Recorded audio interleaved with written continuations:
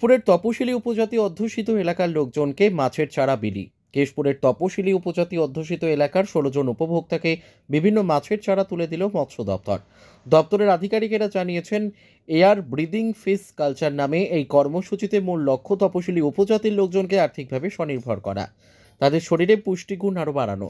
সেই লক্ষ্যে কেশপুরের তপশিলি উপজাতি অধ্যুষিত এলাকার ১৬ জন উপভোক্তাকে বেছে নিয়ে তাদের বেশি মাগুর ও শিঙ্গি মাছের চারা সহ চুন বিতরণ করা হয়েছে। পরবর্তীকালে এই সমস্ত ব্যক্তি পুকুরে এই মাছ চাষ করার পর কতটা উন্নতি করতে পারছেন তাও খতিয়ে দেখা হবে বলে এদিন দায়িত্বে থাকা মৎস্য দপ্তরের আধিকারিকরা জানিয়েছেন। ব্যুরো রিপোর্ট, সত্যের সন্ধানে কেশপুর। আজকে আমাদের যে স্কিমটাতে আমরা মাছ ডিস্ট্রিবিউশন করছি সেটা হচ্ছে ট্রাইবাল সাব প্ল্যানের অন্তর্গত একটা স্কিম আছে, যেখানে আমরা শিঙি মাছের চারা ১২০০ পিস করে এবং চুন হচ্ছে ২৫ কেজি করে আমরা দিচ্ছি। আজকে আমরা টোটাল ১৬ জন বেনিফিশিয়ারিকে, যারা তপশিলি উপজাতি সম্প্রদায়ভুক্ত, তাদের অর্থনৈতিক উন্নয়নের জন্য এবং তাদের পাতে যাতে প্রোটিন সমৃদ্ধ খাবার তুলে দিতে পারে সেই কারণের জন্য গভর্নমেন্ট থেকে যে স্কিমটা, এটা আমরা আজকে ডিস্ট্রিবিউট করলাম কেশপুর ব্লকের তরফ থেকে। এবং এটা কি এখান থেকে নিয়ে প্রত্যেকটা মানুষের হাতে দেওয়া হবে না পঞ্চায়েত দপ্তরে যাবে? না, এটা আমরা ব্লক থেকে বেনিফিশিয়ারি সিলেকশন করা হয় এবং ব্লকের যে পঞ্চায়েত সমিতি আছে, কর্মাধ্যক্ষ সাহেবরা আছেন, সভাপতি সাহেবরা আছেন, তাদের সঙ্গে আমরা আলোচনা করে বেনিফিশিয়ারি সিলেকশন করি এবং সেই সিলেক্টেড বেনিফিশিয়ারিকে আমরা এই যে সহযোগিতাগুলো ওগুলো তুলে দিই। এই যে আপনারা এই মাছগুনা মানে চাষ করার জন্য দিচ্ছেন, এগুলোর তো রক্ষণাবেক্ষণ একটা আছে, আপনারা কি খোঁজে নেবেন যে মাছগুলো কতটা হলো নাকি হলো না?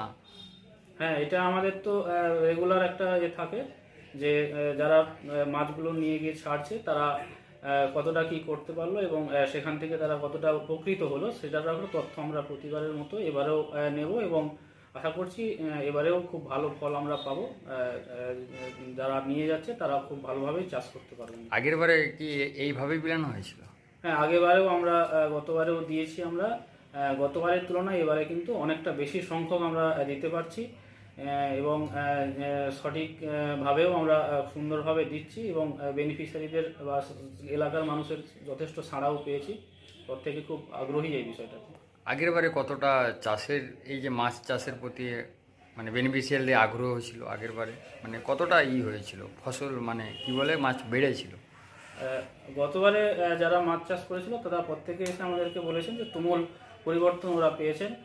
নিজেদের পুকুরে যেটুকু আসে সেই পুকুরগুলোতে ওরা মাছ চাষ করছে এবং সঙ্গে সঙ্গে গভর্নমেন্টের তরফ থেকেও যদি কিছু সাহায্য সহযোগিতা পেয়ে থাকে তাহলে তাদের সেই মাছ চাষের আগ্রহ অনেক বেশি বাড়ছে এবং তারা সেভাবেই করছে এবং খুব ভালো বৃদ্ধিও দেখা গেছে। এবং আমরা বিজ্ঞানসম্মত পদ্ধতিতে কীভাবে মাছ চাষ করতে হবে সেগুলো ওদেরকে বোঝাচ্ছি এবং কোনো রকম সমস্যা হলে টেকনিক্যাল যে সাপোর্ট সেগুলো আমাদের দপ্তর থেকে এখান থেকে নিয়ে যাচ্ছে এবং তারা প্রত্যেকেই খুব ভালোভাবেই কাজ করছে। মাছ চাষ করার পরে বড় হয়ে যাচ্ছে, গভর্নমেন্ট কিছু নিচ্ছে নাকি না বেনিফিশিয়ারিদের কাছ থেকে? না, এরকম কোনো নিয়মই নেই। শুধুমাত্র গ্রাম বাংলার মানুষকে প্রোটিন সমৃদ্ধ খাবার তুলে দেওয়া, তাদের অর্থনৈতিক উন্নয়ন এবং যেটা ব্যাপার হচ্ছে আমাদের মাছে ভাতে বাঙালির যেটা মাছের যে উৎপাদন সেই বৃদ্ধির লক্ষ্যে কিন্তু গভর্নমেন্টের এই স্কিমগুলো চলছে। আপনার নাম কি?